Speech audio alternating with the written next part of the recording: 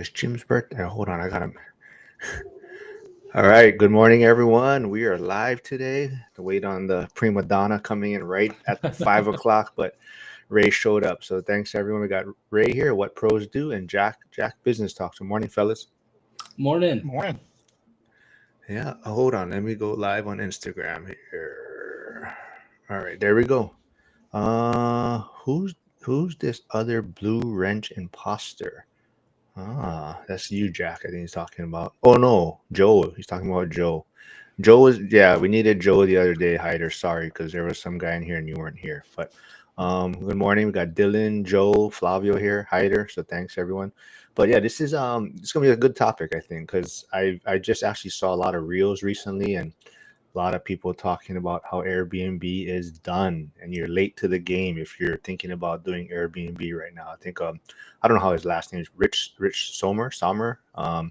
But he's pivoting to like boutique hotels and whatnot. And he's like, if you're jumping in Airbnb now, you are late to the game. And I think Ray may have a little bit different take. He's doing an out of state Airbnb. He's doing one in his backyard. So how are things looking for you, Ray? What's your thoughts on that? I guess. Well, for me, it's just I work with a lot of individuals who are actually co-hosters in the Airbnb space. So, if Airbnb was done, I don't think their business would be as booming as much as it is. I do feel that you probably need to be a little bit more competitive as this market is asking for that, right? So you just got to do a little more homework. You got to stage your properties a little better. Personally, my properties are absolutely killing it right now, right? For the month of June and July, I'm booked out and probably making the most cash flow I've made on that property yet. So, yeah, I don't quite see what people are worried about. What about you, Jack? Do you have any short-term rentals, Airbnb, or is this something you're looking to maybe get into? That's why. This is something I was looking more into, and that's why I brought this topic up. Mostly because like there's an area where it's starting to they've announced some different things that are going to be coming down the pipeline, and I could see the home values increasing over like the next 5 to 10 years. And I was telling Cynthia, just kind of tossing this idea at her. I was like, I don't know if having an Airbnb up there would be a good idea or not, because that's it. The idea is get an Airbnb up there, get it into the area that we want to retire, and once we're ready, just stop doing the Airbnb and then just move up there.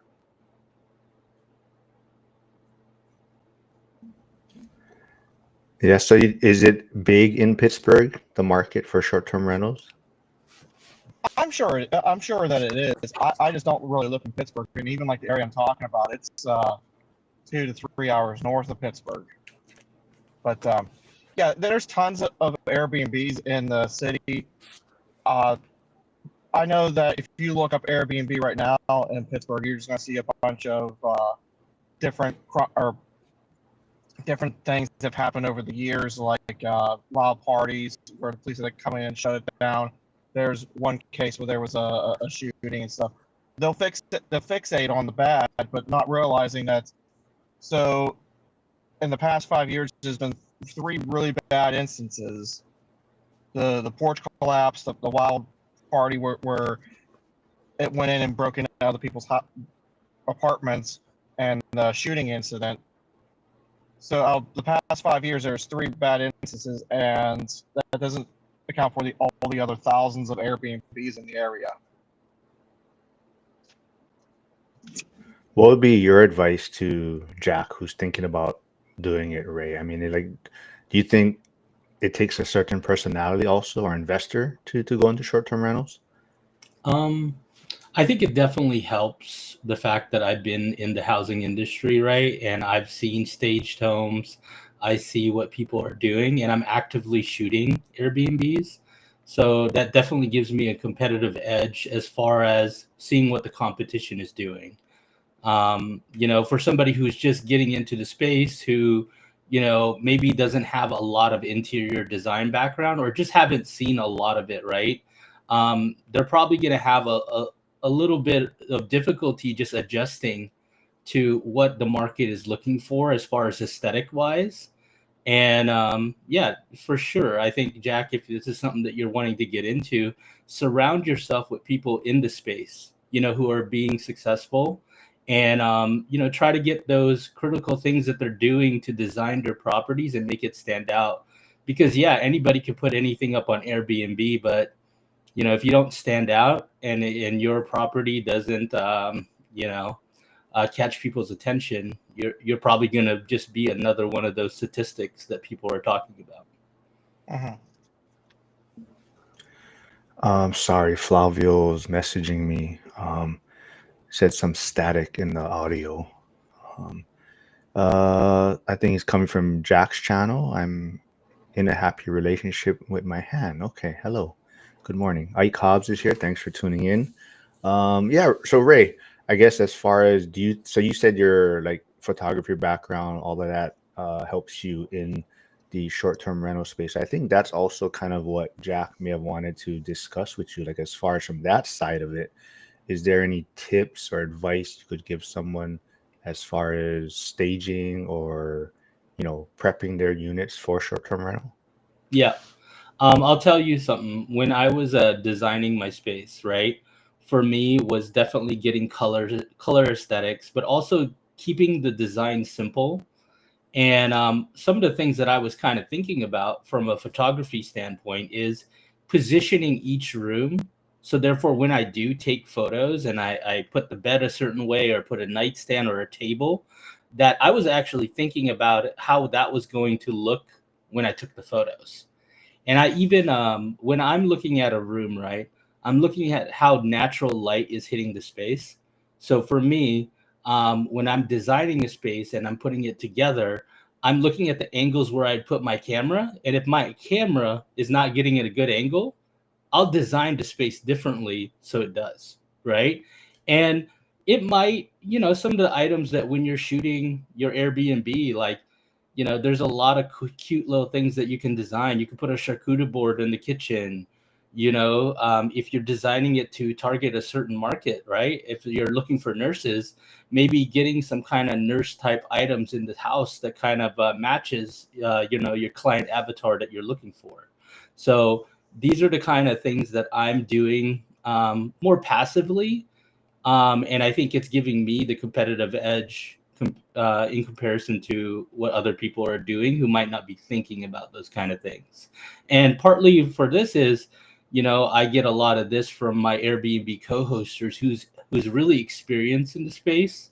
And I essentially piggyback off their systems to essentially use those same strategies in my property.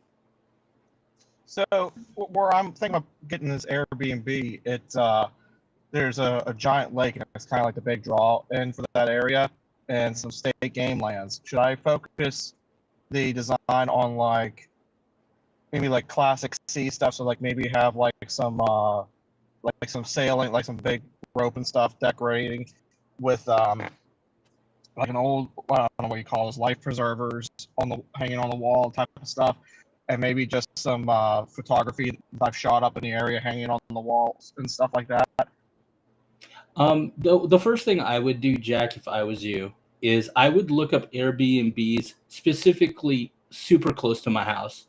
Maybe 3, 4 houses down if you're lucky, maybe a couple blocks away, right? And what I would do is I would read the reviews. The reviews are huge, okay? Like if you read the reviews on each of those properties, you're going to be able to tell why those people are coming to visit. One of the biggest things that I did when I was researching my property in Michigan was I looked at all the competition in my area, and I found about 5 houses that were probably walking distance from my house, and I read every single review.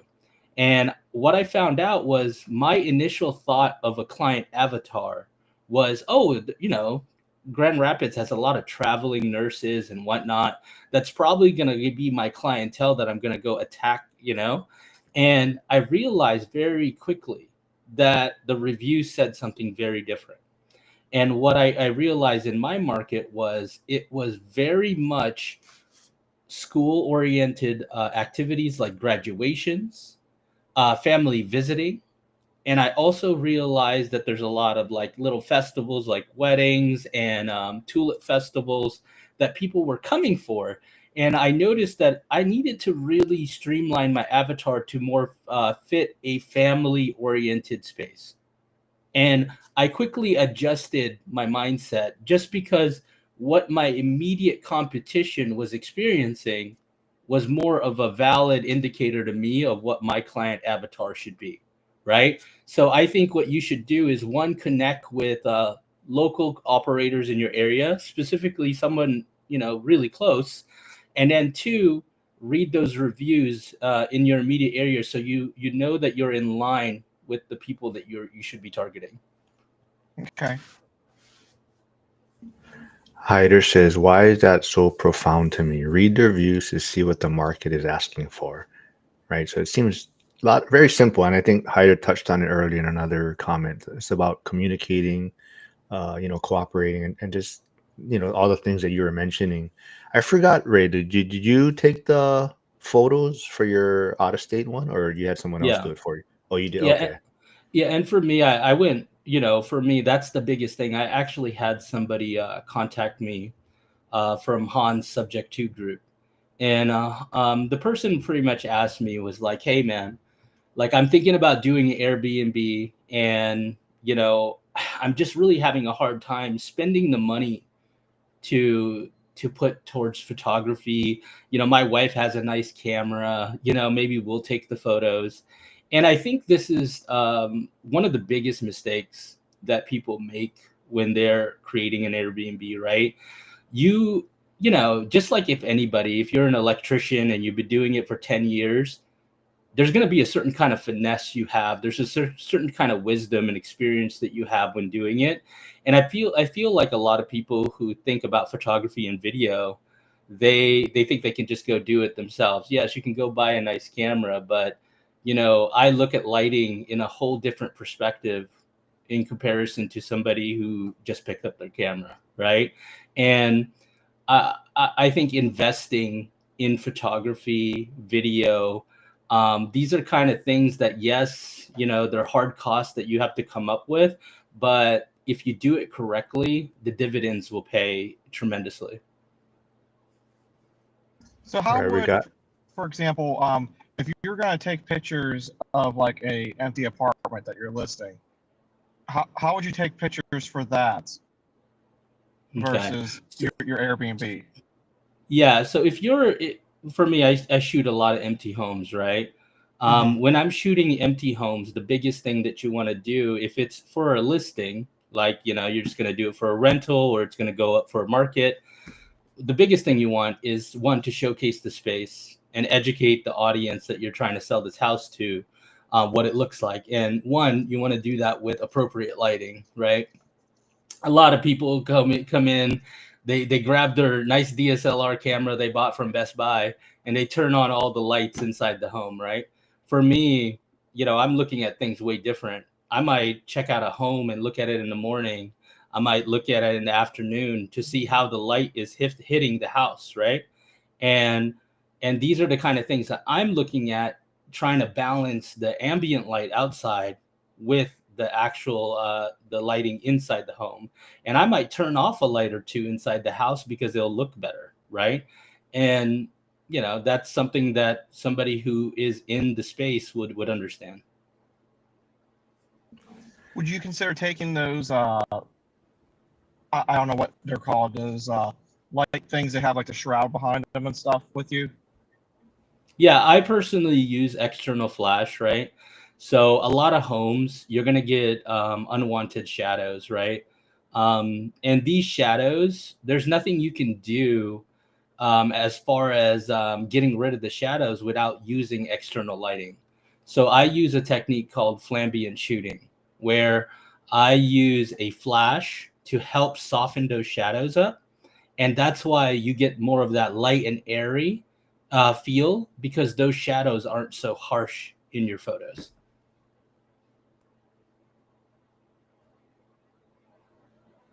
Jack, Jack, someone's saying your glasses are clashing with your hat, or just where was it? Hold on. Your style. But Hyder says you are a trendsetter. You have your own style, Jack. But this we got Josh tuning in. I believe Josh is either he has a short-term rental or he's looking to get one up and running. I forgot. So if Josh is still here, he can reply to that. Jim, Grumpy Contractors here, and me and Ray are still waiting for your first YouTube video, Jim. But it is his birthday, I believe. So everyone wish Jim a happy birthday. We got Happy Casey. birthday, Jim. Yeah, we got Casey tuning in. What's up, man? He sent me some Croc pictures. He was looking to. He was shopping for some Crocs. I guess. Oh, hold on. Sorry, I pressed the wrong button. So I guess Ray, my next question for you was gonna say, let's see. Is in your opinion, who shouldn't become an Airbnb host? I think if you're not big into details, and those are definitely the things that you're not that's not your strength, but you're also not willing to put the money in, right? It's unfortunate because I'll shoot a multi-million-dollar home that's going to go up for Airbnb, and you could tell that the homeowner literally just hodgepodge some BS together with furniture and decor, and they're not getting the kind of return. And my co-hosts will go over there and be like, hey, you got to invest, right? You got a multi-million-dollar property. You look at your competition; they're doing over $100,000 a year, and you're doing like 50, right? There's obviously something wrong here, and you need to be willing to make the change. So, if you're just in a space that that you don't want to spend the money and you don't want to put the time, don't be in the space. That's just the reality. Let's see. I want to see someone. Oh, they're talking about Dave Ramsey right now. You also, I think you mentioned sub two also, Ray. So we'll just throw this out there real quick. That's your most recent video, right? You have a sub two video out on your YouTube channel. I'll put your links in the chat, so go subscribe. How many subscribers are you at the 50 yet, Ray? No, Almost? I think I'm at 40. I'm just trying to keep it consistent. Hopefully the subscribers come, but I've been actually having a lot of fun creating the videos just because it's just kind of re-educating me. Like I was talking to Hans about our subject 2 deal that he helped me with. And, it's one of those things that you have to keep doing because subject 2 is so technical and intricate, and there's so many things that you have to do to make that transaction happen, that if you're not actively doing it, you could easily kind of forget some of the steps that you did to make it happen, right? Especially my deal, it was a hybrid deal. It was subject 2 with seller finance, and it was a lot of stuff going on in that deal. All right, like I said, go check out Ray's channel, Jack's channel. Ray has his new video out. Jack, I haven't seen you recently. Have you been putting out stuff? I've been just putting out regular content. I haven't done a live probably in a couple weeks, but yeah, just a regular Tuesdays and Thursdays videos. You're still riding high off of your uneducated economist interview, right? That was your biggest one so far, right? You enjoyed that one, right? Yeah, that was one of my personal favorites. Other than, I mean, each video for me, there's something I really appreciate and I really like. The people that you see on it more often, what I really like is the insight that they can draw out of me, or that we end up having in a conversation, or like the UE one that may be a one time, or who knows, maybe a multiple time thing. Having someone like him on your channel is completely just I can't express how grateful I am that that Simon took time to come on my channel. Yeah, Simon's a good guy. He's willing to help and support everyone grow their channels. And like I said, you connected with him in Vegas, right? So that was good. But that was a good interview. Ray, what do you got next on your channel? What's the next coming up for your interview or whatnot? Me and my buddy Chris is gonna be my next interview. He's a really dude. How He's a very inspiring individual. Okay, this guy literally went from managing like 0 Airbnbs to having like 10 luxury Airbnbs in the Seattle market, and now he's going to California to do this multi-million-dollar deal on Pebble Beach.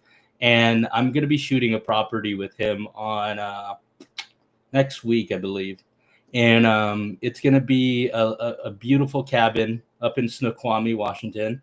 And yeah, like this guy's story is just awesome, but also he's the kind of individual that puts in the work, right? It takes a lot to get an Airbnb going. Anybody who has one and who's doing it correctly knows the kind of work it takes to do it. And what this guy's been able to accomplish in a short amount of time is just incredible. And also, he's just got so much knowledge and systems in the space, right? I think that he's going to be a great interview for anybody interested in the Airbnb space for sure.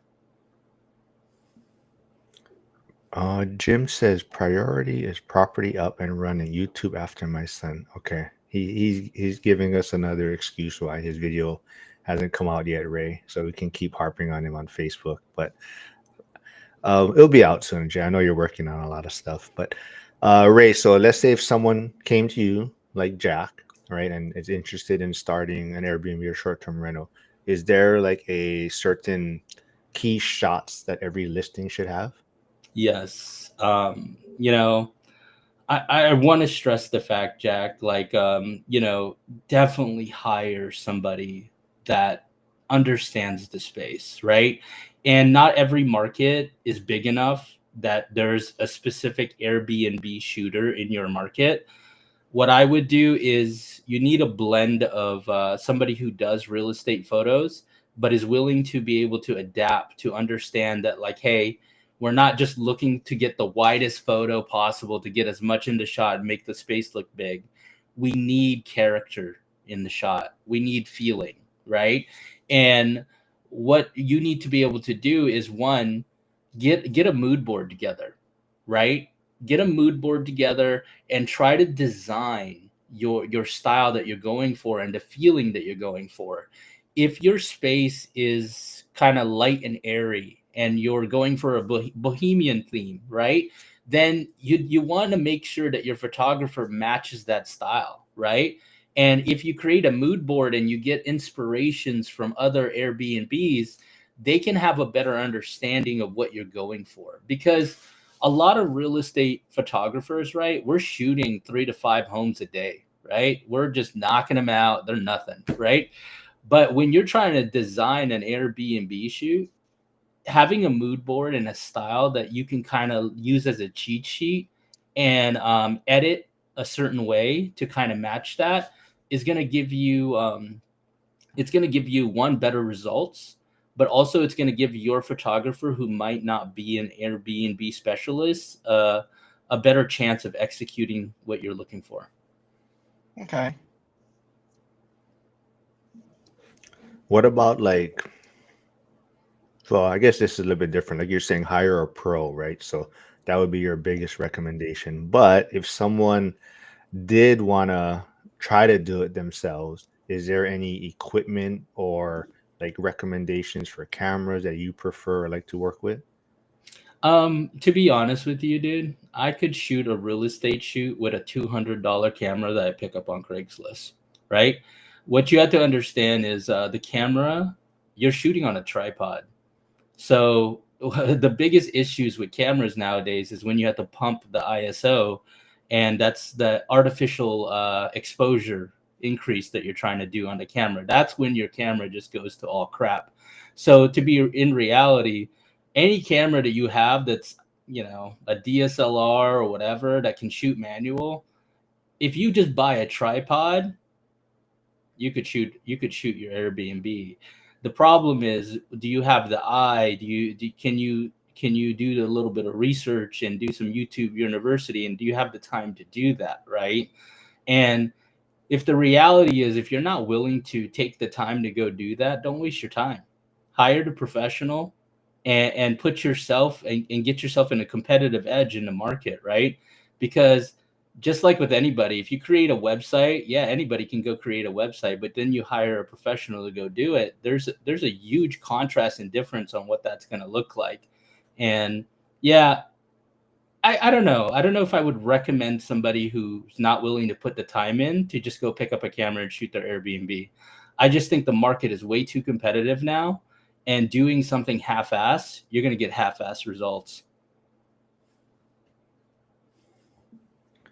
Yeah, I think Hyder, they're talking about Jim editing videos and whatnot. And I think to your point too, Ray, like it's Hyder saying, our community, a lot of people want to learn, right? They don't want just someone else doing it. So even if you hire like a professional to do the photography for you, a lot of people in our community is still gonna want to like follow along, see how this person is doing it, kind of learn the basic skills and understanding. So I think that's what does make our community great. So I don't think I sent it to you, but I was dabbling around trying to make one of those baby podcasts videos.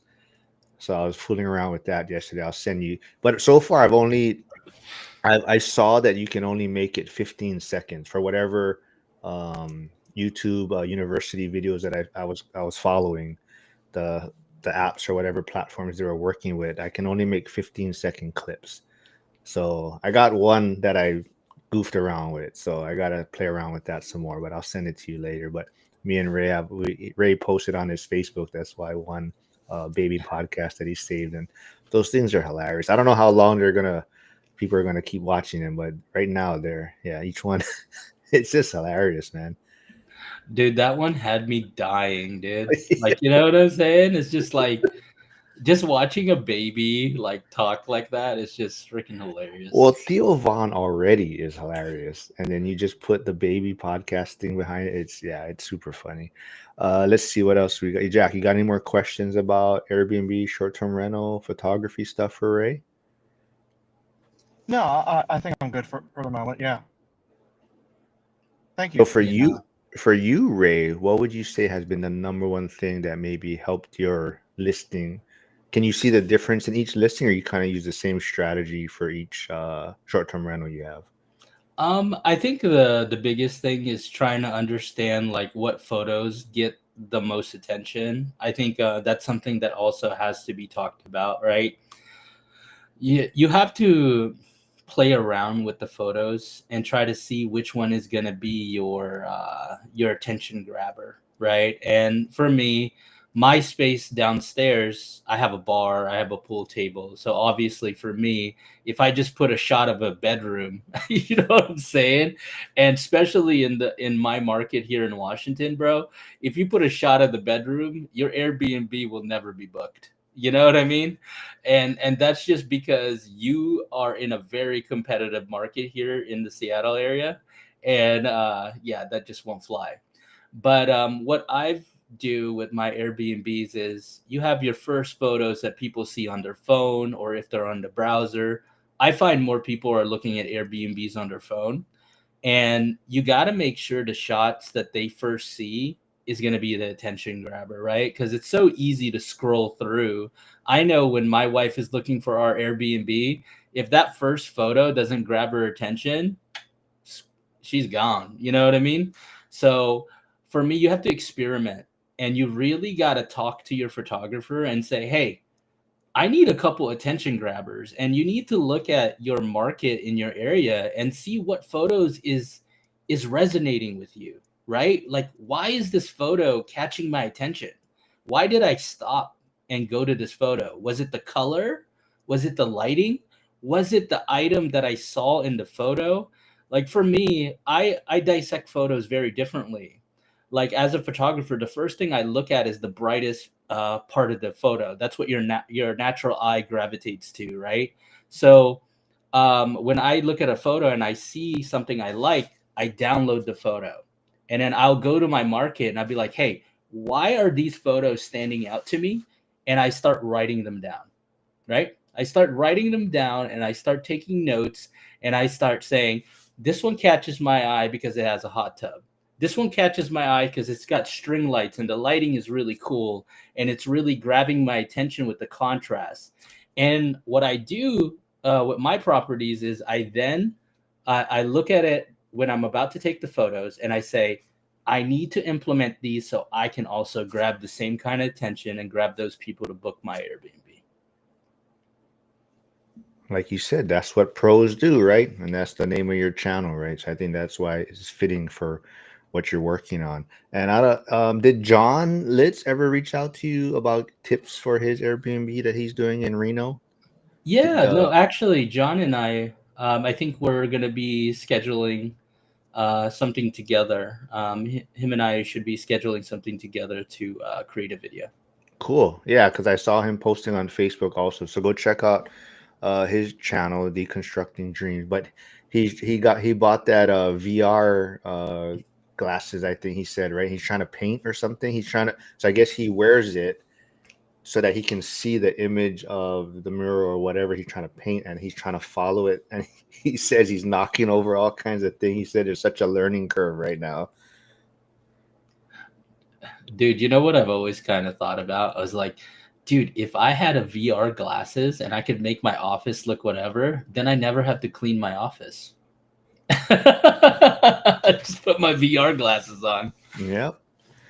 Yep. So there's John's channel in the chat. So please go subscribe. Also get him. I think he's trying to bump up his subscribers, but that guy's a hard worker, man. He's trying to figure out. He's like, man, I'm trying to figure out how to do this VR stuff. And but yeah, like Hyder's point earlier, right? We're also trying to learn how to do the from janitor to CEO, right? All the work from janitor to CEO, but you only want to do the work of a CEO after. But yeah, let's see. You guys want to stay on this topic? You guys, anything else you guys want to talk about short-term rentals or what else you guys working on? Maybe um, what's been harder, long-term managing long-term rentals or short-term rentals, Ray? Well, I think the biggest thing is obviously long-term rentals are super freaking easy, right? I got one of my long-term rentals. This girl is just so freaking awesome. Her and her two kids. I barely talk to them. Just amazing, you know? But the cash flow, like, bro, the cash flow is just sick. You know what I'm saying? Like, that is the part that gets me excited. And for me, like, one unit pulling out 3K in a month. Shit, dude. I don't want no 10 units. Then I got freaking furnaces and a bunch of crap to deal with. If I can get one property pumping out 3K, that's less work on my end, in my honest opinion. Flavio has a great question. Says Ray, if you start an Airbnb from scratch, which market Hmm. would you look out of state, or would you really try to focus in your backyard and make something work? You think? The one thing that I can say is this, right?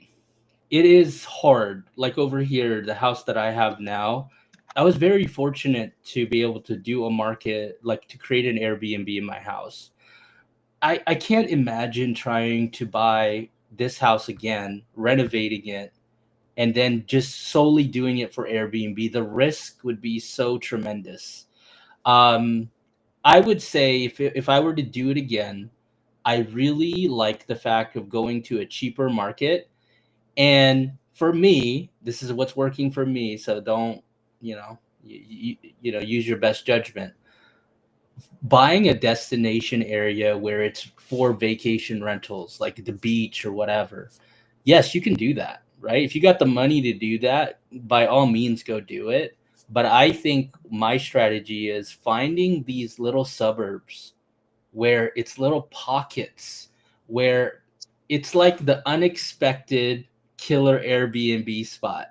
And that's what I'm finding. I'm finding these little suburbs that you could throw down an Airbnb and it's generating a great amount of cash, and you're not having to, spend $1 million on a beachfront property. So Hey, I that's have to my hop off for a strategy. second. I'll be right back. Okay. All right, man. I don't know if he heard. I don't know if his ears are ringing, but John Litz just tuned in the chat. I saw him. Good morning from Reno. So yeah, John, I was mentioning about your VR episode that you're trying to paint something on your wall at your short-term rental, and I admire like you're saying. I think you put in your post on Facebook. At your age, you're trying to figure this out and paint using these VR glasses, and you're like knocking over all kinds of things. But I think that's amazing. And like I said, I hope you set up a camera so we can see you doing this. Like that would be cool. I actually think. But hopefully you're still here. Yeah, I don't know what you want. Anything else you want to talk about, Ray? I mean, let's see. Short-term rental. What have we been? Oh, you know what? We had some good discussions on the past few lives. And Coach Carson just came out with his own video, which was a little surprising to me. I forgot what the title was, like, but he was talking about almost like net worth is more important than cash flow. I don't know. Not, I don't want to put that, but exactly. But that's kind of what the title was. And last week we kind of did have a little friendly debate between Dion and Brandon about cash flow and net worth. Do you have an opinion? Like, let's say you had to teach someone starting, if you had to pick kind of a path to follow, would you have them focusing on cash flow or net worth? Well, for me, I'll just speak from my personal experience on how it's benefited me. Me being in a high, high appreciation market, you know, having appreciating properties that's increasing my net worth really does give me the opportunity to one leverage those properties in ways of using HELOCs, cash out refinances, and so I think if you are in a high appreciation market and your properties are increasing your net worth and increasing in equity value, right? There's a lot of cool ways that you can use that opportunity to maybe close on your next deal or do stuff like that, where a lot of people who are in cheaper markets where the place doesn't appreciate as much and they're getting a lot of cash flow, you might not be able to easily leverage. For me, I have had no issues going to banks and saying, hey, that house is worth 500 some thousand now. I bought it back in 2010 for 198 and I owe 150. Right? They don't question me if I want to pull out a HELOC or do a cash out refi on it. Yeah, I think like the biggest thing was we also mentioned that no one is really wrong, right? They're both, the easy answer would be saying you're going to be trying to focus on both, right? But we were just trying to make it a friendly kind of discussion because Dion definitely leans towards the side of cash flow, and Brandon, coming from his finance background, he truly believes that net worth is kind of that building generational wealth. Like the cash flow side of it is kind of the easy um, part of the game, I guess. But building net worth is really where you build that wealth. And that was kind of somewhat what I took away from Coach Carson's message a little bit was, that net worth does kind of show that generational wealth building side, right? So it's an interesting video. Let's see. Oh, I also forgot to mention, everyone, don't forget if you're in the school community, Mondays we have a great accountability group run by Max and Joe. And Troy tunes in to the Monday one quite a bit. And Troy did mention that he likes the Monday group because it's more of an accountability group where you're kind of held accountable. And Troy actually did make an offer on his next door property. He tried to do a 50-40-10. Unfortunately, the seller went with a different offer, but he was kind of sitting on this thought for months and months. And he Joe kind of pushed him down this path like, hey, just make this offer. Let's go. And Troy did it. So that's kind of what the accountability groups are for. So everyone, Mondays is a great one to tune into. We miss Hyder. He hasn't been to the past few. Let's see. Flavio does have another good question. He says, Ray, did you check the RDNA in the area before doing Airbnb? In my area is 45%. Yep. The good thing is when you have good network, right? I have a really great network of Airbnb co-hosters. I think the biggest thing is I always lean towards surrounding yourself with professionals, right? So when I was checking out my market in Michigan, what I did was I showed it to all my co-hosters that I know and I work for, and I had them analyze the property. And I had three different professional co-hosters give me numbers on what they think that property would do. So I really had a great idea and snapshot of what I think that property was going to cash flow. So, you know, yes, I might have not done it myself, but like, you know, leveraging your network, I think is a big way to kind of make that happen as well. So yeah, that's what I did. Hyder Hyder wants to clarify that he was late Monday, so he did show up, but he was 37 minutes late.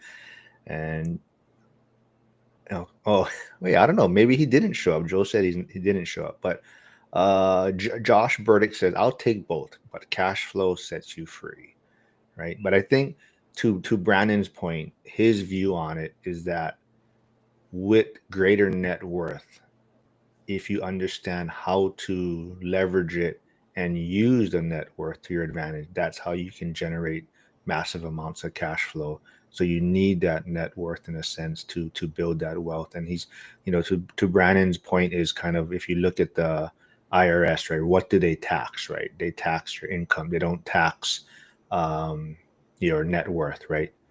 So, and that's how, you know, you look at the wealthy, they borrow from their net worth in a sense, right? So they don't get taxed on that, right? And that's how they generate other source of income or purchase other assets. But you need that net worth in a sense to really um, amplify your wealth. And it's always coming from the paired channels, these comments that come in. So these random comments. So I think Jack is still paired. I don't know. Were you able to pair your channel, Ray? Or no, not yet. Okay. No. Okay. Let's see what else. That was a good topic. Like I said, if everyone go check out Coach Carson's video, go check out my live recap with Dion and Brandon. Lindsay also came out. She was on Bigger Pockets Rookie. So if anyone hasn't seen that, her episode on Bigger Pockets Rookie came out yesterday. And I'm trying to tell Curtis to get on there, man. I think Curtis would be a great fit for Bigger Pockets Rookie. His story. I always love telling his story. Hold on, let me get Jack back in here. There You we know, go. I watched Lindsay's video on the Rookie podcast, and you know, just you know, being an immigrant myself, right? Like I totally resonate with her story, and I thought that was a really cool episode. Yeah, absolutely. I think even like Flavio, you know, being an immigrant also himself, he loved that story, and Lindsay's story relates to a lot of people. So go check it out. And unfortunately, you got to choose, or maybe not choose, but there's two videos. So she also came out on Zuber's channel the same day. So both of her videos came out on the same day. So go check it out. Go give her a shout out on both channels, Bigger Pockets Rookie and Michael Zuber's channel. Let's Yeah, see what else. I made the mistake of Go clicking ahead. on the wrong one, and I just thought maybe her bigger pockets was coming up in the future, and I missed or something. It's not the wrong one. I mean, they're both good to watch. I don't know. I didn't get to watch the Zuber one yet, so I It's don't know good. if the story's a Yeah, little bit different. But the Bigger Pocket Rookie one was great. Maybe it's just, I don't know. It's just different seeing someone else interviewing, right? Because I watch so much of Zuber's things. Maybe I kind of feel like it's kind of the same format, right? So that's why the Bigger Pockets Rookie one was just a different feel for me. Let's see, Jack. I don't know. Have you been on since cash flow net worth discussion? Like we were talking, I think you jumped off right before we dug into that. If you haven't seen Coach Carson's video, he kind of surprised me with his view on kind of net worth being, I don't know, I don't want to say more important is the right way to put it, but he kind of definitely was saying some people are focusing too much on cash flow, I think. I started watching it. I kind of made it to through his introduction, and I kind of just disagreed with what he said, so I clicked off the video. That is not. I mean, you're supposed to listen for the whole thing and see what takeaways you can get from it. But Could I get your take, Jack? I'd love to. I'd love to hear your opinion on this. For me, the biggest thing for me, you have so many markets across the nation that you're not going to get both appreciation and cash flow, and you have to choose. So knowing that, it makes more sense. And it just clearly depends on what your goals are. So for me, like my goal is to get out of my W-2 job. Like that's my primary goal, and like my primary goal is fourth quarter 2026, first quarter 2027 to get to cover all Cynthia's bills and stuff, so that she can just work for her spend money and not so much a regular job. I'm not going to get that of appreciation. Now, what I do in my strategy though, because like Pittsburgh is not a super high appreciating market. Like people don't talk about Pittsburgh for the appreciation. It's steady. In the great financial crisis, it wasn't one of the markets that tanked. It's I think 1 or 2 of the years it still went up over the course of the whole thing. A lot of the years it broke even, and some of the years it went down.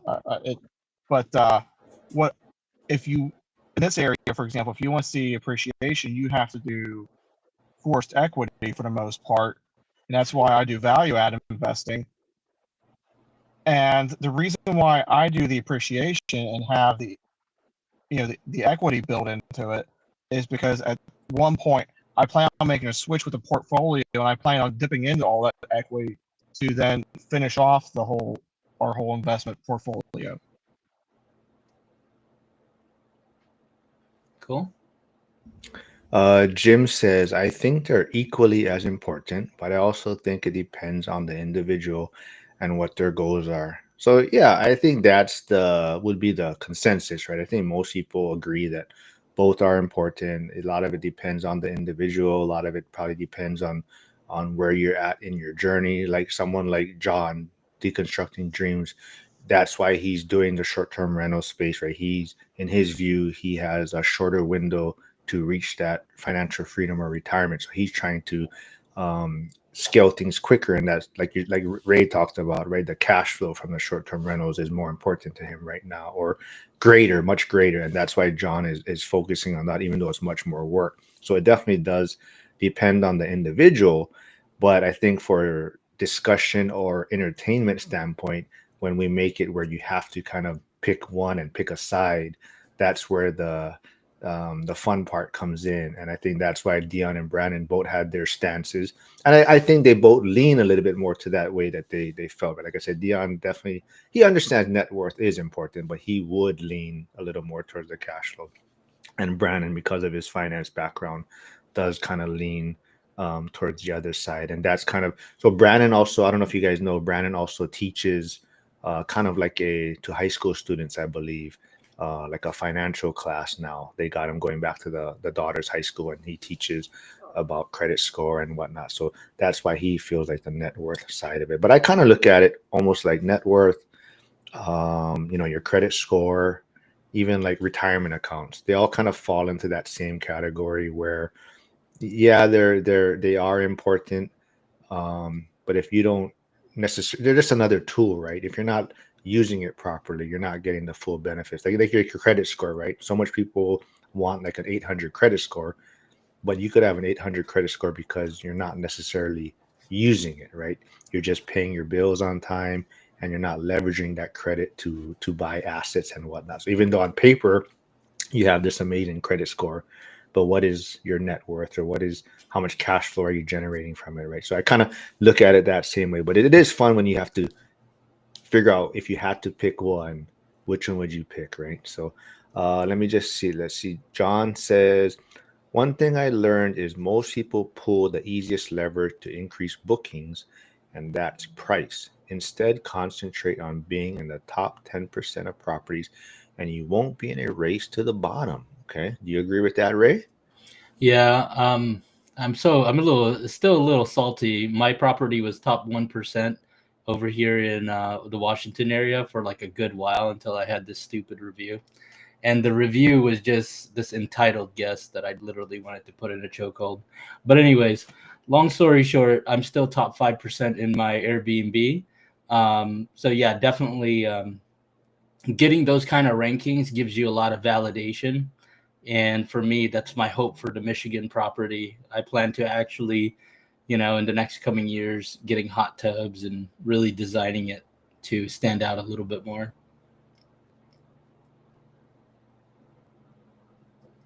Sorry, I was just saying good morning to people tuning in. So Jen just tuned in. Trade Better 99 just tuned in. Who? There's one more person. Oh, Invest to Wealth tuned in. So good morning, everyone. Yeah, Trade Better also. Like I said, me and him are looking into this fractional real estate stuff a little bit. So I don't know if you guys saw last week Friday with Joseph Catrapalia from X. He's been on Zuber's channel, but he is a agent in San Antonio. He does short-term rentals also, I think, out there. Big real estate guy. He's been doing it for like 20, 30 years. But he's been dabbling in this fractional space. So it's pretty interesting. So if you like crypto or Bitcoin and things like that, fractional real estate is pretty interesting. It's a steep learning curve though. There's a lot of platforms out there, but it is pretty interesting. I think I'm going to dabble in it a little bit. And it's almost from that where you can invest from your like Joseph said, you can invest without getting off your couch, right? Like and get some good returns from what he's saying so far. So I'll probably look into that. I like what Joe has to say, but I also liked when we were out in Vegas, me and Ray were talking to Dave, and I don't know, was that the same Dave that Dion was talking about? Or is that just a different Dave? Dave. Who's Dave? I don't think I caught his last name. What was he talking about? He was talking. So what he was talking about is you become straight up the full lender on the one thing that he does, and you can negotiate the interest rate, the amount, and you fund the whole project or part of the project. And yeah, I was liking what he had to say.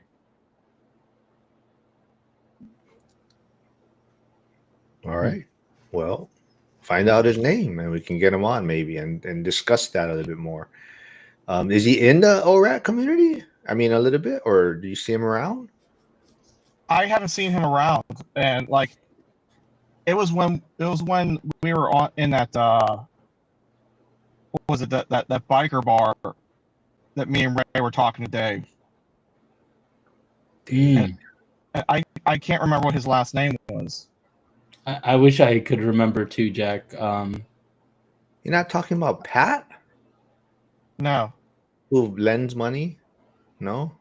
All right. Well, I don't know. No, Pat does something very similar, but Dave was doing it through online, and he didn't look at these properties. And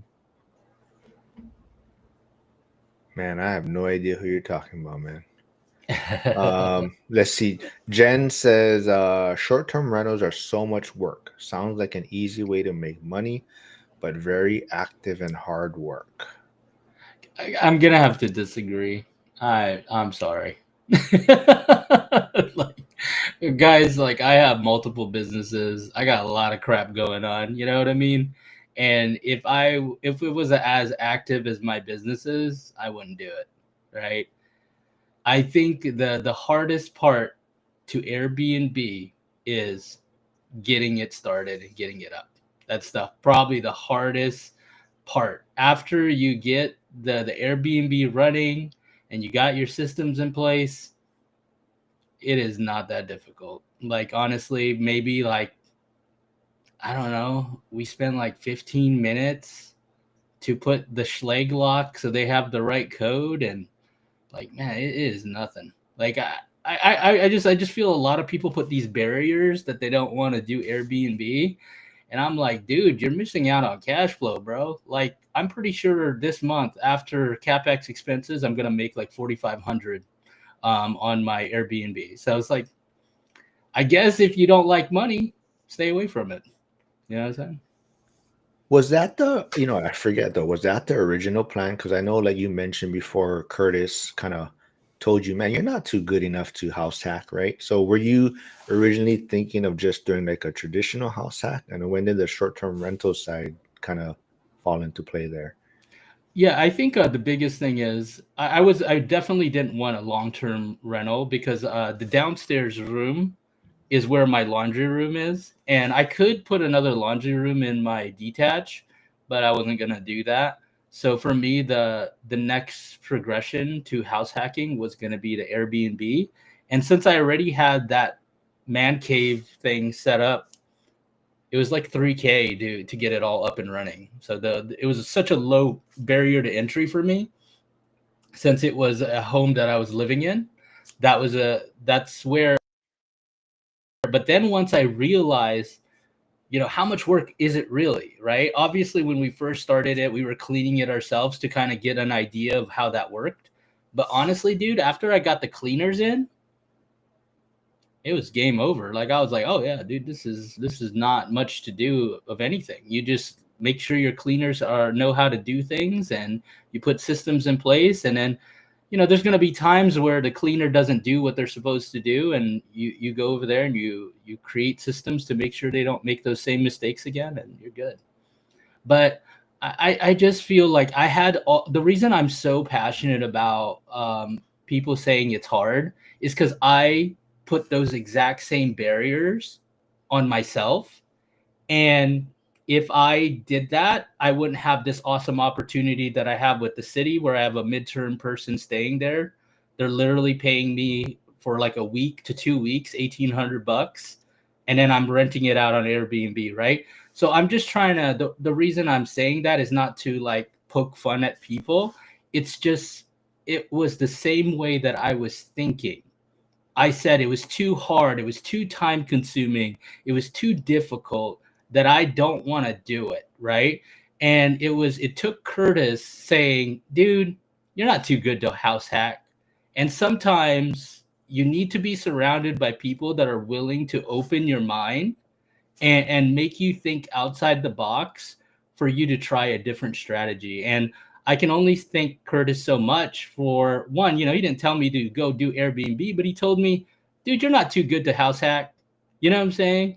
Like, and these are the kind of things that I like being open-minded about. And that's why I'm giving this little rebuttal to Jennifer, just because, hey, don't close your mind to it. There's opportunities there. That's all I'm saying.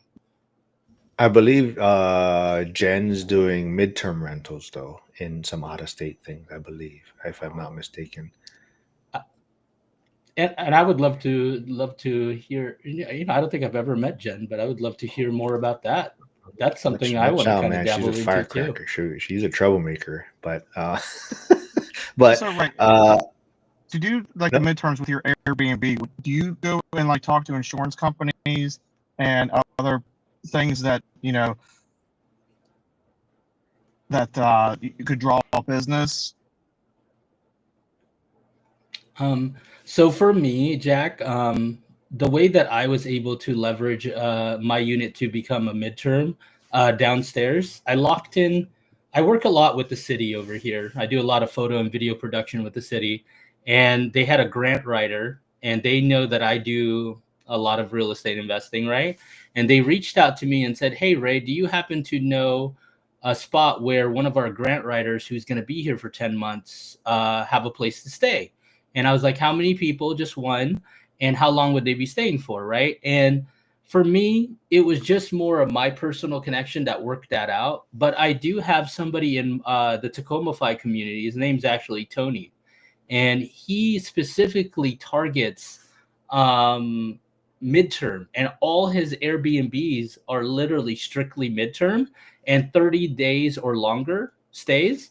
So that might be a cool interview to do, actually, Jack. I just don't know enough about targeting midterms because I just kind of lucked into my situation. Mm-hmm. You know what I'm saying? Harrison wants to say, Ray, you dropped your Gatorade on Jen in Vegas. That's who Jen is. Oh, And then Ray ran awkward. away after he dropped it and tried to blame it on me. But yeah, Jack, Harrison says, yeah, Dave was the guy that had a baseball hat, just under 6 feet, shoulder length, gray hair. I can't picture who that is. Yeah, Harrison's thinking of the right person. I just didn't catch what his last name was, and I don't think he's part of school. Oh yeah, I have no idea.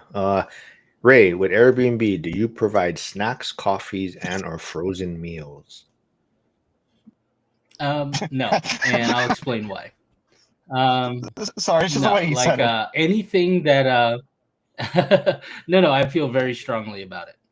The reason I feel strongly about it is I know for me, I don't like providing any kind of food, drinks, or anything like that that could be like messed with. And I would never like go into somebody's Airbnb and they had like something in the fridge. I would never eat that. You know what I'm saying? That's just me personally. And so I don't provide that. And even when our cleaners say, hey, there's an unopened whatever, I say you could take it or you could throw it in the trash, but it's not going to stay in the unit just because I don't want the liability. That's just honestly the way I see it. Um, yeah, so no, I don't personally provide it, and I haven't had any kind of feedback. Our guests are very vocal about their opinions, and that's not one of the ones that I've ever Well, plus experienced. also you have Actually, to monitor the food and keep track of expiration dates and stuff that's not making sure it's not going bad. I've read or heard somewhere that you're better off just leaving a few local restaurant menus that you like in your place than trying to do all that other stuff. you should Yeah. make like a YouTube video for your Airbnb so that when they check in, they have to subscribe and go and get a break. They can see your YouTube, your Airbnb kind of on there and give instructions and all that, right? That'd be cool. I will tell you. I'll tell you a little bit of what I did, and this is intense. And you don't have to do this if you have an Airbnb, okay? But my wife and I literally created video tutorials the whole time we were in Michigan. So if you didn't know how to turn on the furnace or reset it, there's literally like a how-to video on everything. So like there's even when a guest is thinking about booking the Airbnb, I have a full-blown video tour that they get to watch. That's like full immersion of the space, you know? So like I'm really leveraging my photo and video production in my Airbnb, and I definitely think it's helping me stand out. That's awesome, man. And if anyone hasn't seen, Ray's been on a little RV trip. So Flavio's asking Ray, how was the glacier? Dude, you know, we all work so hard, and I'm in a different phase of my life now where I'm gonna prioritize just getting to spend time with my wife and my family, and and still do real estate investing, but like I want to kind of put the two together and enjoy the journey Mhm. more. So dude, Glacier National Park was absolutely amazing. A lot of friends and family was like, "Well, you had to drive 2 days to get there. Was it really that fun?" And I'm just like, "Dude, I love the adventure. I love like stopping at weird places, meeting some weird gas station attendant, and like what I'm saying, like I just like that whole experience." So Glacier was awesome. We got to e-bike. I ended up buying two new e-bikes the other day because I loved it so much. And yeah, like if you guys are ever thinking about going to Glacier National Park, it's not going to let you down. It's absolutely Just beautiful. letting you know, Flavio's looking for a ride down to the Vegas event in ORAT or the ORAT Vegas event next year. So he wanted to jump in with you and Curtis if you're gonna take a RV road trip to Vegas. I No, I'll be flying down, my dude. So you're gonna have to get on the plane, brother. um, but I think Jen is she wants to. You think you triggered her a little bit, but she said, "Do you feel it would be different for someone with a W-2 employee that doesn't have a flexible schedule?" No, no, no, because I work more than probably somebody on a W-2. You know what I'm saying? Like, no. I'm telling you, Jen, there's just a lot of excuses people put on Airbnbs. Girl, it is not hard. Like, you bought rentals, okay? You're good. You can do it. Um, John says, Jen, I do 60 hours in 4 days for W2, manage 10 long terms on the weekends, have one short term. And yes, it's way more work, but also much more cash flow. And he says, Ray, the VR makes for more cleanups to do, not less, in my opinion. So, yeah, it sounds like he's knocking over a lot of things trying to figure that out. But like I said, record it. I think that would be great video. Oh, Jason is still here, and he wants to clarify that Ray also dropped someone like a hot potato on the strip at 5 a.m. Because if anyone doesn't know, Jason was left out on the strip in Vegas because Ray just left him, and Jason. Bullshit. Jason just had all kinds of random photos of the street in his phone, and he showed up late to the event on Sunday. Okay, well, you're not gonna call me out and not me rebuttal, okay? First of all, I said, "Hey, dude, are you okay?" And he's like, "Yeah, man, I'm good." You know, he's barely keep his eyes open. I'm like, "Dude, are you sure? I could walk you down." And he's like, "Oh man, I'm gonna find my own way." And then he didn't show up until like 1 the next day. Everybody thought he was dead, and I was like, "Oh god." So no, don't be calling me out on Dude, that. I go to the event and I walk in, and Big Cody's like, "Yo, man, you heard from Jason?" I'm like, "I don't know." He goes, "Jason didn't come downstairs." So yeah, we had no idea where Jason was. But Jen says, "Yes, I know the Gatorade guy." So see, you're famous, Ray. A serious question here though from Harrison. He says, "Ray, would you provide wine or champagne for anniversaries or birthdays?" Dude, like no. like I think the people that are doing this are probably the people that probably are playing a bigger role in their Airbnb. And for me, I want it to be as hands off as I can. And you know, when you're doing those personal touches, I think you will stand out, and I think it's great, right? And if it works for you, more power to you. But for me, I'm trying to run my Airbnbs as close to as passive as my long-term rentals. So doing those personal touches just gives me more work to do, or gives me more delegating to my cleaners, and there's already enough on their plate that adding that kind of stuff makes it a little bit more difficult.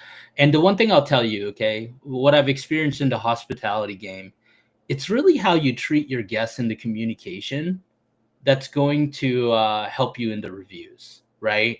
If you're very accommodating with their requests and you're just very prompt, usually you're going to get that 5-star review anyway. And I'll tell you right now, we haven't done any of those things, and we've had such great luck with the brownie, which is my Airbnb downstairs. And we don't even provide grills, we don't provide fireplaces. They just really enjoy the experience and how we've laid out our space downstairs. So I think if you've designed your space correctly and you've designed it for the right individuals, I think you're less likely needing to do those kind of things. So one of my friends I grew up with, who in Hawaii, he's just bought a rental in Pittsburgh also. But he says, I like curry coffee pods and machine in my Airbnbs and stuff. So Yep. I do have Keurigs. I use the one that's dual, where it can be a Keurig and it can also be what is it called, a coffee, like a regular coffee machine.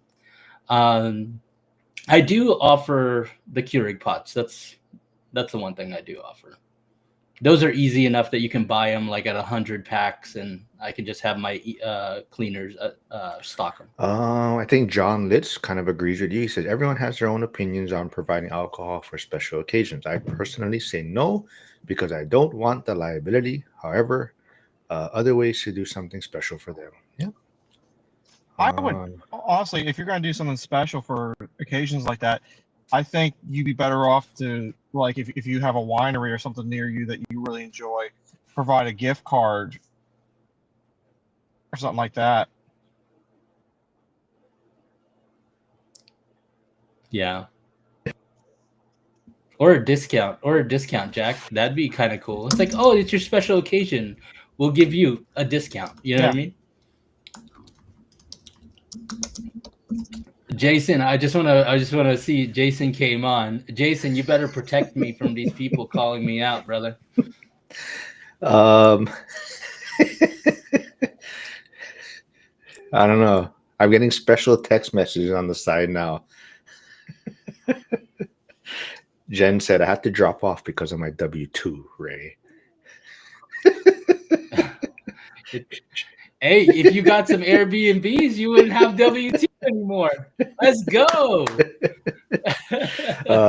Troy says you got to be careful with the alcohol, especially if potentially you have a minor that could be staying in your Oh short-term yeah, rental. I never even thought of that.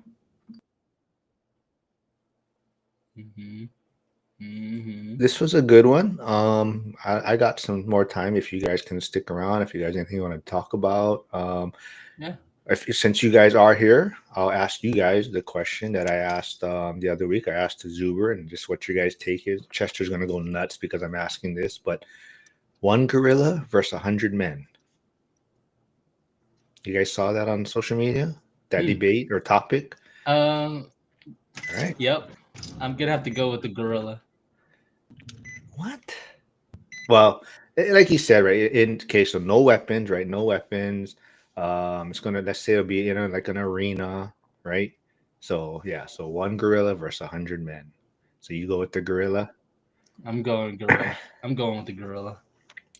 I think Yeah. I Why? would pick the gorilla because I think the gorilla's going to take a few hits at first because they're calm and peaceful, and their natural nature isn't to just go into attack mode.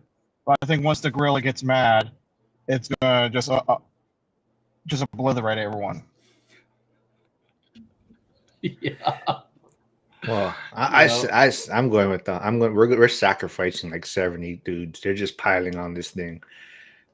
And like the other week I said I can outrun Andy, Val for sure, Frank, pretty sure Jason. I know I can outrun Jim, so I can outrun those guys. So we're sacrificing those big fellas first.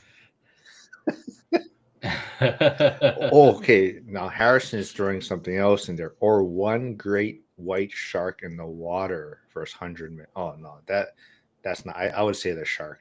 It's in the water. Yeah, For sure. it's too skilled Yeah, there. I the think. shark.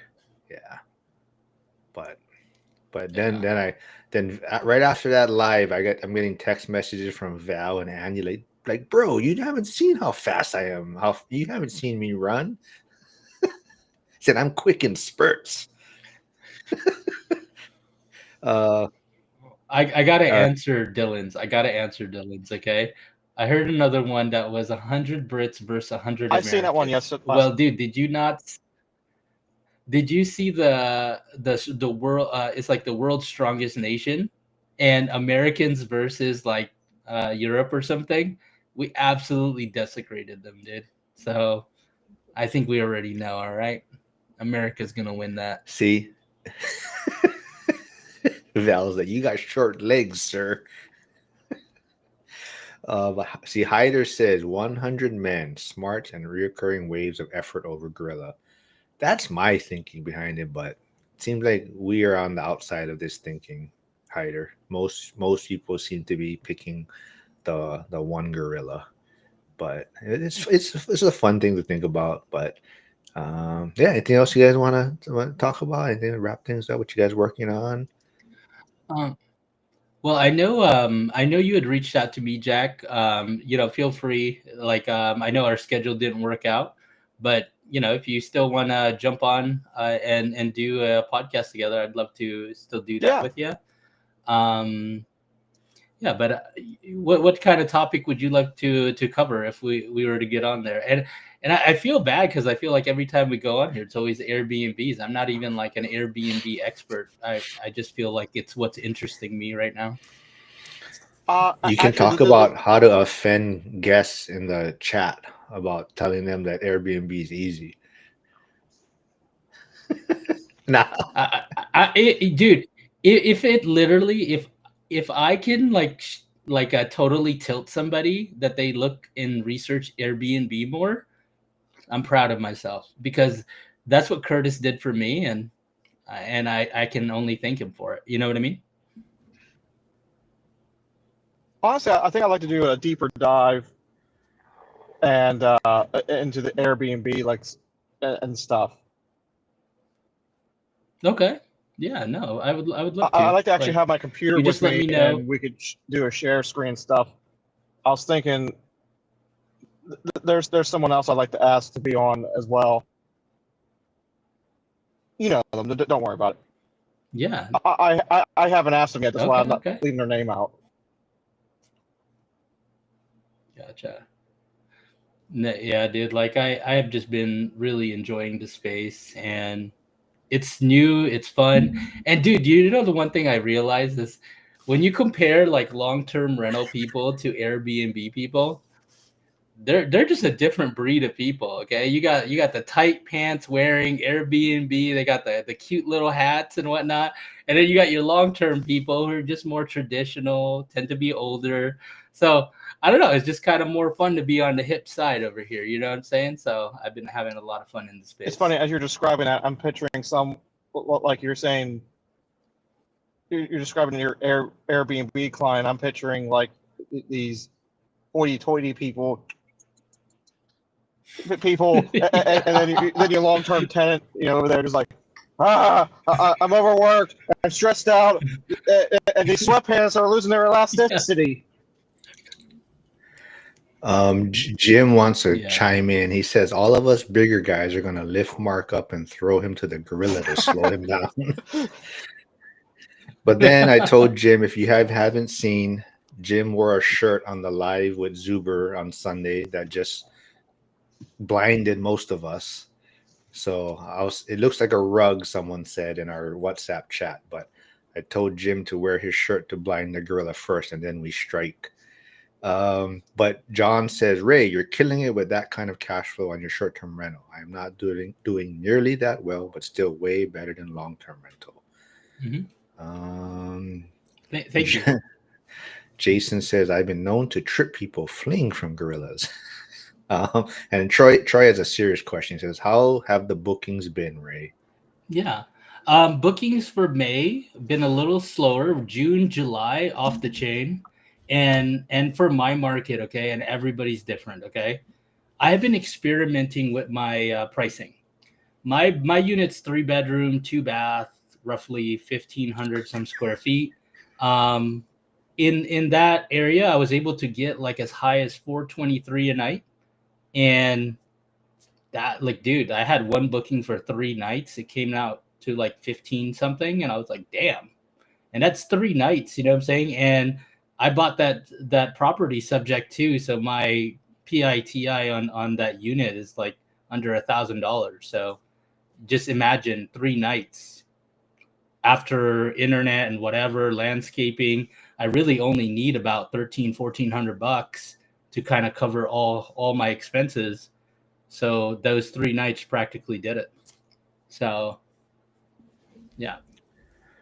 Hey Ray, Yeah, we got I got a quick question for you. Not to change topics, but I just remembered something that someone was saying on. They're talking about different things to get to draw your, like, if you're selling a house, to get people more interested in it. And one of the things that they were talking about is people spend a lot of time setting the mood. They'll stage the house. They take correct photos. Like, they've done all that, and then they don't do the landscaping. But even worse than that, they don't they don't go and like clean the exterior of the house. Like, they don't hire a pressure washer cleaner and stuff. What are your thoughts on spend? I don't know what it would cost. Let's say $300 on externally cleaning the house like that.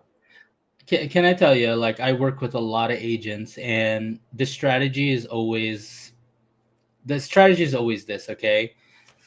You need as many eyes as possible when you're online, right? When you're selling a house, you got to think how many people are looking online and just scrolling, right? And the goal for agents is to get as many people to go check out the house in person. If the person goes out of their way, gets in their car, and goes visits the property, they're gonna do the deep dive and the research and due diligence that they're gonna need to do. Obviously, you'd want to pressure wash and clean the exterior, but the fact that you got them to go to your property is already a win, right? So in a lot of situations, just to be honest with you, Jack, um, they generally fall short in doing those exterior things.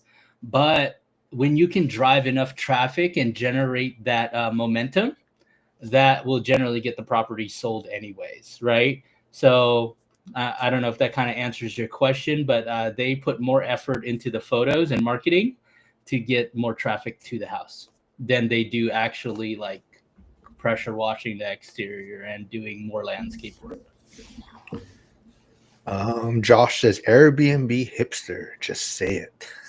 And Dude, they are, dude. Like I'm telling you, they got the frou-frou hats, they got the tight jeans. It's dude. You gotta think, okay? The people who are going to Airbnbs, like they're vacationing, they're living life. You know, it's just a different type of energy, and I like that energy because I think that's the phase of my life that I'm at right now. You know what I mean? Hyder says in Alaska we have tight pants wearing shipsters that work on the boats. John says, Ray, doing the photo video stuff with Airbnb is pure synergy. Wish you lived closer. Yeah, for sure. And then You Flavio asked you a question. He said, would you buy Airbnb in Leavenworth? in Leavenworth. I'd have to check out the market, but Leavenworth is definitely one of those destination towns over here in Washington.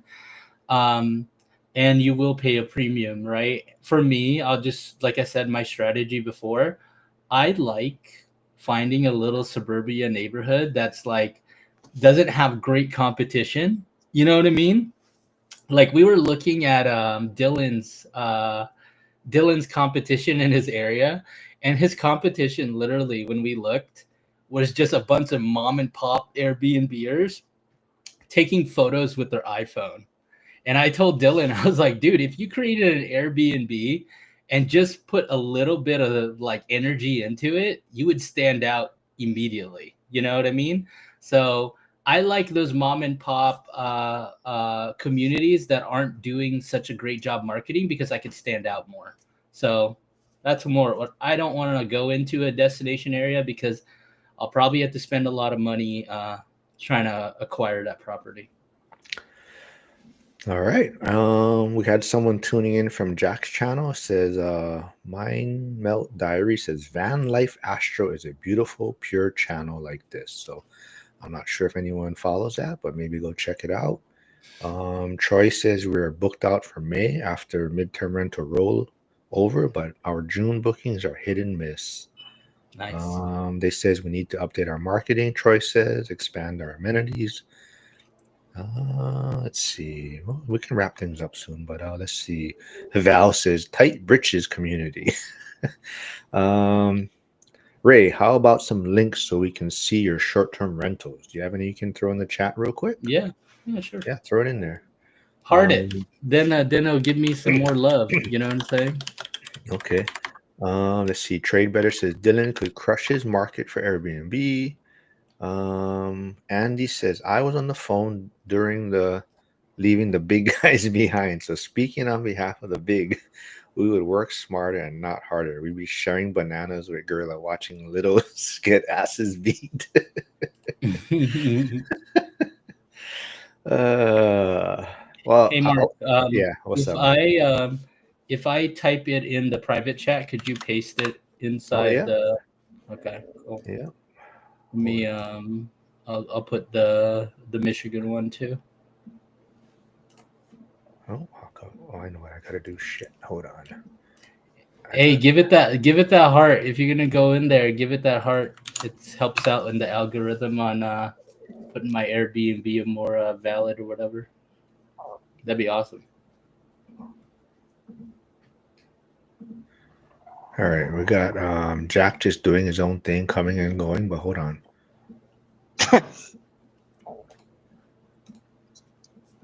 Hold on here, man. All right, I got it in? It came out right. So, yeah. So everyone, what'd you say? Go heart that thing. Yeah, there's a little Airbnb a heart button at the top right corner, and there's actually a lot of groups that I'm a part of where you'll have a heart party where everybody kind of saves it as their favorite. It just kind of shows engagement on your Airbnb, and it kind of helps you in the algorithm and being able to be more findable. Cool. Well, let's give everyone a bit of time to go click on the links, go give it a heart. Jack, any final words?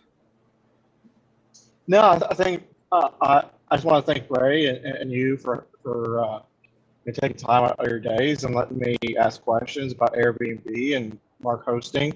Yeah, sorry, my phone was overheating and decided to kick me out of Restream for a second. Oh, yikes.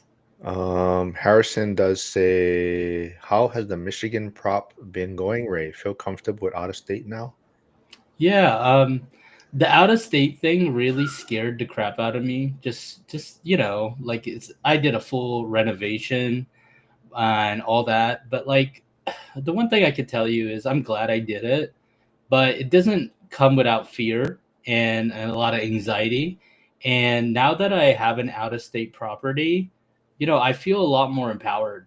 You know what I mean? And it's the same way I felt about starting an Airbnb. And I feel like as I get more and more skill sets as an investor, I feel more confident in my skill sets, and that makes me feel comfortable.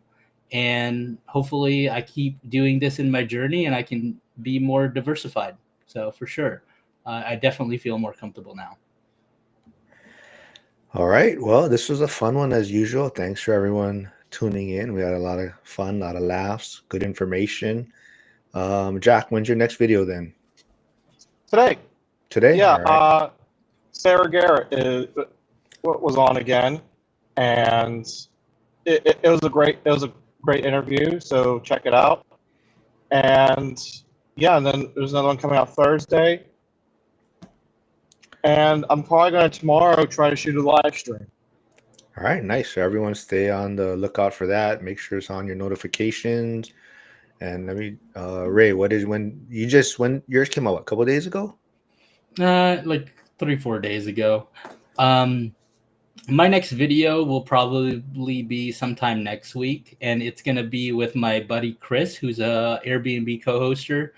I'm gonna tell you guys right now, I'm gonna hype this guy up because I don't think I've ever seen anybody work as hard and as dedicated as this individual. And if you want to talk about Airbnb systems and putting the right systems in place, this guy is just insane. You know what I mean? So definitely stay tuned and watch that video because there's going to be a lot to learn. And I'm going to try to get as much information because I want to learn more stuff too. So, yep.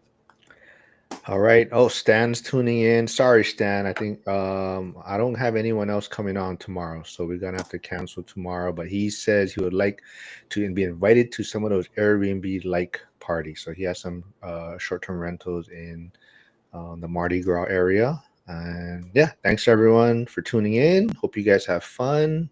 And I'll be back on Friday, I believe. I forget with who. I got to think about that. But thanks everyone. See you guys.